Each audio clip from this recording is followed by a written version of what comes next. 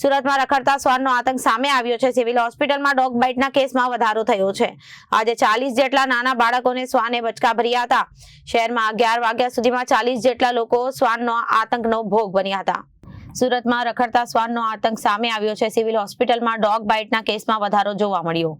40 જેટલા નાના બાળકોને શ્વાને બચકા ભર્યા હતા। શહેરમાં 11 વાગ્યા સુધીમાં 40 જેટલા લોકો શ્વાનના આતંકના ભોગ બન્યા હતા। સિવિલમાં હાલ એન્ટી રેપેડ ઇન્જેક્શન આપી સારવાર કરવામાં આવી રહી છે। 24 કલાકમાં 100 જેટલા કેસ ડોગ બાઇટના સિવિલમાં નોંધાયા છે।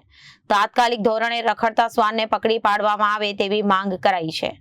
કાલે સુરતના સચિન વિસ્તારમાં પણ 5 વર્ષના બાળક પર શ્વાનનો હુમલો ઝુંડે કર્યો હતો।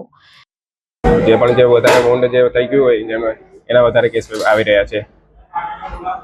નાના બાળકોથી લઈને મોટા સુધીના લોકો આવી રહ્યા છે। હા। કેટલી સંખ્યામાં લોકો અહીં સિવિલ હોસ્પિટલ આવી રહ્યા છે? અત્યાર સુધીમાં તો 40 જેવા રાઉન્ડ થઈ ગયા છે સવારથી અત્યાર સુધીમાં। એમાં નાના બાળકો પણ આવી ગયા છે ને મોટા પણ આવી ગયા છે। નાના બાળકો પણ એમને 10 થી 15 જેવા થઈ ગયા છે અત્યાર સુધીમાં। કેવા પ્રકારની ટ્રીટમેન્ટ આપવામાં આવે છે? ટ્રીટમેન્ટમાં અત્યારે એક ધનુનું ઇન્જેક્શન અને એક જે એન્ટી રેબિસ વેક્સિન જે કહે છે ARV વેક્સિન તે આપવામાં આવી રહી છે। Reporter Arvind Rathod, Janadesh news, Surat.